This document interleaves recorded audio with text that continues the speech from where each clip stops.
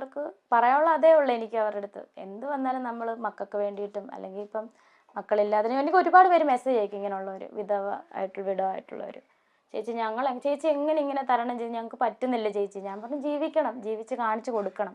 ചിലവരൊക്കെ പറഞ്ഞു ശരിയാ. ചിലവർ എന്നെ ഇങ്ങോട്ട് പറയാം. അതിന് മുന്നേ ഒക്കെ ഒരുപാട് ഇച്ചിരി ഏജുള്ള ചേച്ചിമാരൊക്കെ എൻ്റെ അടുത്ത് മോളെ ഇങ്ങനെ തന്നെ മുന്നോട്ട് നമ്മുടെ കൂടെ അവരുണ്ട്, ഇങ്ങനെയുള്ളവരെ എന്നെ ഒരുപാട് പേര് ഇങ്ങനെ മെസ്സേജ് അയക്കും ചേച്ചിയുടെ ഒരു റിപ്ലൈ കിട്ടാൻ വേണ്ടിയിട്ടാന്നൊക്കെ പറഞ്ഞ് ഇൻസ്റ്റാഗ്രാമിലാണെങ്കിലും. അപ്പോൾ എനിക്ക് അവരുടെ അടുത്ത് ഇതൊക്കെ പറഞ്ഞു കൊടുക്കുമ്പോൾ അവരെ ധൈര്യപ്പെടുത്തി. ചിലർ ആത്മഹത്യ ചെയ്യാൻ തോന്നുന്നൊക്കെ പറഞ്ഞേക്കും. ഞാൻ പറഞ്ഞു അങ്ങനെയൊന്നും ചെയ്യരുത് ഒരിക്കലും. തല പോയ കേസ് വന്നാൽ നമ്മൾ ആത്മഹത്യ ചെയ്യരുതെന്ന് ഞാൻ അവരോട് പറയും.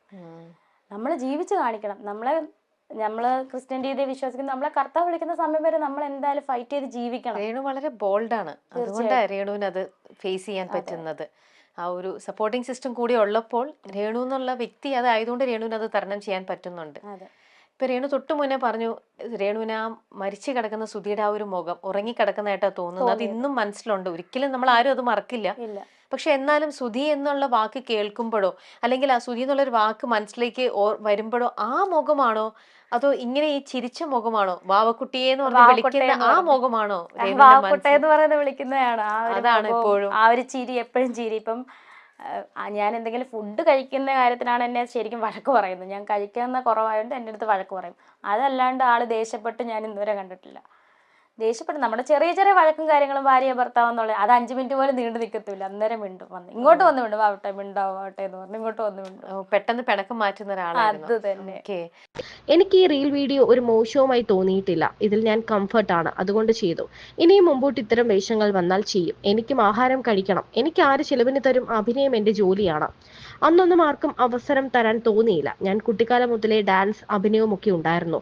സുധിയേട്ടൻ വന്നപ്പോൾ ആ പിന്തുണ മുഴുവൻ ഏട്ടന് കൊടുത്തു. ഇപ്പോൾ എനിക്ക് ജീവിക്കണം, അതുകൊണ്ട് അഭിനയം തൊഴിലാക്കി. ഞാൻ വേറൊരുത്തനെയും കെട്ടാൻ പോയിട്ടില്ല. സുധിച്ചേട്ടന്റെ ഓർമ്മയിൽ ജീവിക്കുകയാണ്. നിങ്ങൾ പറഞ്ഞാൽ അതൊന്നും എന്നെ ബാധിക്കില്ല. വേറൊരാളെ വിവാഹം ചെയ്യാൻ പറയുന്നവരോട് എനിക്ക് സൗകര്യമില്ല വിവാഹം കഴിക്കാൻ. ഇനിയും നിങ്ങൾ വിമർശിക്കുന്ന ഇതുപോലുള്ള പ്രഹസനം കാണിക്കും. ആവശ്യമുള്ളവർ കണ്ടാൽ മതി. നമ്മൾക്ക് ജീവിക്കാൻ വേണ്ടി ആർട്ടിസ്റ്റ് ആയവരാണ്. നല്ലത് പറഞ്ഞില്ലേലും പബ്ലിക്കായി തെറി വിളിക്കാതെ ഇരിക്കുക, അത്രയുള്ളൂ. ഉറക്കമുളച്ച് നാടകം ചെയ്യുന്നത് എന്റെ കുടുംബം നോക്കാനാണ്, അല്ലാതെ ഞാൻ വേറൊരുത്തന്റെ കൂടെ പിള്ളേരെ ഇട്ടിട്ട് പോയോ? ഇല്ലല്ലോ. കാണുന്ന എല്ലാ നെഗറ്റീവ് കമന്റുകൾക്കും രേണു മറുപടി തരും. പേടിച്ചിരിക്കാൻ ഇവരുടെ ഒന്നും വീട്ടിൽ കയറി രേണു ഒന്നും മോഷ്ടിച്ചിട്ടില്ല. സുധിച്ചേട്ടൻ ഉണ്ടായിരുന്നപ്പോഴും അദ്ദേഹത്തിനൊപ്പം വെബ് സീരീസിൽ അഭിനയിച്ചിട്ടുണ്ട്. അതാരും കണ്ടില്ലേ? ഒരു നെഗറ്റീവ് കമന്റും ഞാൻ നീക്കം ചെയ്യുന്നില്ല. എന്റെ ശരി തന്നെയാണ് ഞാൻ ചെയ്യുന്നത്. സുധിച്ചേട്ടൻ വീഡിയോ കാണുന്നുണ്ട്. അദ്ദേഹം ഭയങ്കര സന്തോഷവാനാകും. ഒരു സിനിമ ഇപ്പോൾ ചെയ്തു കഴിഞ്ഞു. സിനിമയിൽ അഭിനയിക്കണമെന്നാണ് തന്റെ ആഗ്രഹമെന്നും രേണു പറയുന്നു. 4:30 ആയപ്പോൾ കുഞ്ഞ് കരയുന്നുണ്ട്. 4:30 ആയപ്പോഴേ അപകടം. അപ്പം ഞാൻ എണീറ്റ് കുഞ്ഞിനെ ഉറക്കിയിട്ട് ഫോണിൽ നോക്കിയപ്പോൾ 4:30 മണി. അപ്പോൾ ഓൾറെഡി നോക്കിയപ്പം സുധിച്ചേട്ടൻ അല്ല, ഞാൻ ഫോണ് നമ്മൾ എന്തായാലും ഉണർന്ന് എഴുന്നേറ്റ് നെറ്റ് ഓൺ ആക്കുമല്ലോ, നോക്കും. പക്ഷെ അങ്ങനെ എനിക്ക് തോന്നിയില്ല. സുധിച്ചേട്ടനെ വിളിക്കാൻ ഞാൻ 1-2 പ്രാവശ്യം നോക്കിയതാ.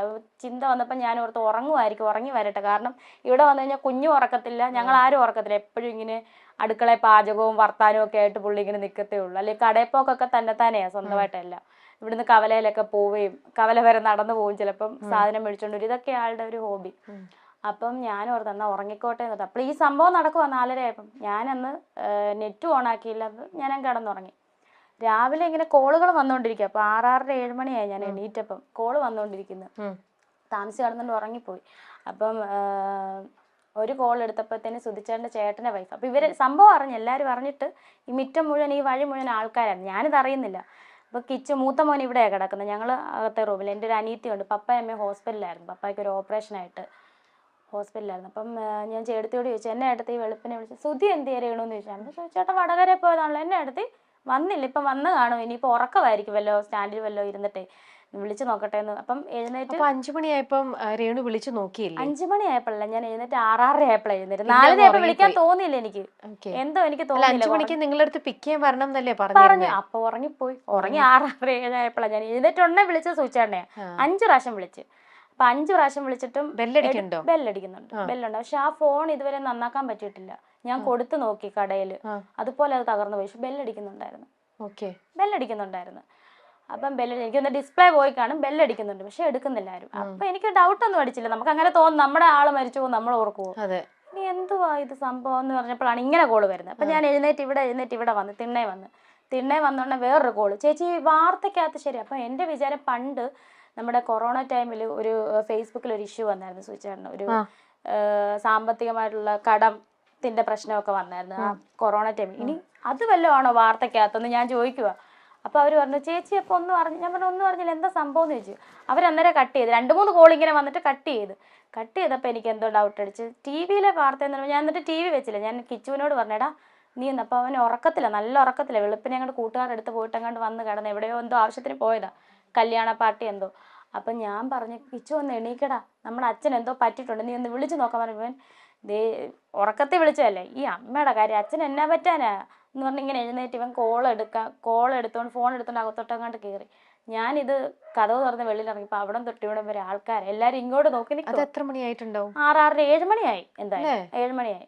അപ്പോഴും നിങ്ങൾ ടി വി ഒന്നും ഇട്ടിട്ടില്ല, ഒന്നും അറിഞ്ഞിട്ടില്ല? പപ്പായും ഇവിടെ ഇല്ലാത്തതുകൊണ്ട്. അല്ലെ ഇവര് വെളുപ്പിനെ വാർത്ത വെക്കുന്ന 24 ഇവരിവിടെ ഇല്ലല്ലോ, വേറെ ആരും വിളിച്ചിട്ടുമില്ല. വിളിച്ചോണ്ടിരിക്കുന്നുണ്ട്, നമ്മൾ അറിയുന്നില്ല. ഞാൻ മിസ് കോൾ ഇങ്ങനെ വന്നിട്ടുണ്ടെങ്കിൽ തന്നെ സംഭവം നമുക്ക് അറിയത്തില്ല. അപ്പൊ ഒരു കോളും എടുത്തിട്ടുമില്ല? 2-3 കോൾ എടുത്ത്. ചേടത്തി ഞാൻ പറഞ്ഞില്ല, ചേടത്തി വിളിച്ച കോൾ എടുത്ത്. അവരാരും ഒന്നും പറഞ്ഞിട്ടുമില്ല, അവർക്ക് മനസ്സിലായി ഞാൻ അറിഞ്ഞിട്ടില്ലെന്ന്. വെളിയിൽ ഇറങ്ങിയപ്പോ ആൾക്കാർ. അപ്പൊ ഞാനിങ്ങനെ നിൽക്കുക, എന്തോ സംഭവം എന്ന് ചോദിക്കുന്നില്ല. അപ്പം ചോദിക്കുവാ ഞാനിങ്ങനെ. അപ്പം ഇപ്പുറത്ത് ഒരു അമ്മച്ചി ഓടി വന്നിട്ട് രേണു ഒരു ചെറിയൊരു അപകടം പറ്റി സുധിയൊക്കെ വന്നപ്പോഴേ വിനുവടിമാരിയൊക്കെ ഉണ്ടായിരുന്നു, മഹേഷും ഒക്കെ ഉണ്ടായിരുന്നു. ചെറിയൊരു അപകടം, സുധീർ എന്തോ കയ്യോ കാലോ കണ്ട്. അപ്പം എനിക്ക് കയ്യോ കാലോ ഉടനെ ഇങ്ങനെ ആൾ വരുമോ?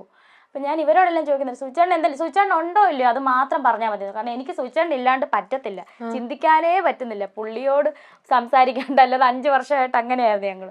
പുള്ളിയോട് മിണ്ടാണ്ട് എനിക്ക് പറ്റത്തില്ല. ഉണ്ടോ ഇല്ലയോ? അപ്പോൾ ആരും ഒന്നും മിണ്ടുന്നില്ല. ഈ വീട് തൊട്ട് ആ വീട് വരെ ഞാൻ തിരക്കുന്നുണ്ട്, ഓരോരുത്തരുടെ വീടിൻ്റെ വാതിൽ സ്വിച്ചേണ്ണ ഉണ്ടോ, ആളുണ്ടല്ലോ അല്ലേ, ആരും ഒന്നും മിണ്ടുന്നില്ല.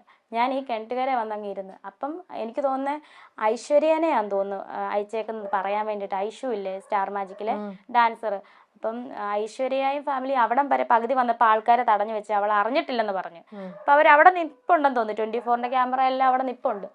അപ്പം ഞാൻ ഈ കിണറിൻ്റെ അവിടെ ഇങ്ങനെ ഇരിക്കുക. ഇരുന്നപ്പോൾ ഒരു കുട്ടി, അപ്പുറത്തെ വീട്ടിലൊരു കുട്ടി, അപ്പുറത്തെ സ്ഥലത്തിലെ ഒരു കുട്ടി ഓടി വന്നതിനോട് ചോദിച്ചു, ചേച്ചി ബോഡി ഇങ്ങോട്ടാണോ കൊണ്ടുവരുന്നത് കൊല്ലത്തോട്ടാണോ എന്ന്. സത്യം പറഞ്ഞാൽ അപ്പോഴാണ് ഞാൻ അറിയുന്ന ആൾ പോയെന്ന്. ഒരുമാതിരി ഒരു കിളി പോയ പോലെ ആയിപ്പോയി തലേന്ന്. ഇങ്ങനെ ഇരിക്കുമോ, അനങ്ങുന്നില്ല. സുധിച്ചേട്ടൻ മരിച്ചെന്നോ? നമ്മൾ സ്വപ്നത്തിൽ കരുതുമോ സുധിച്ചേട്ടൻ മരിച്ചെന്ന്?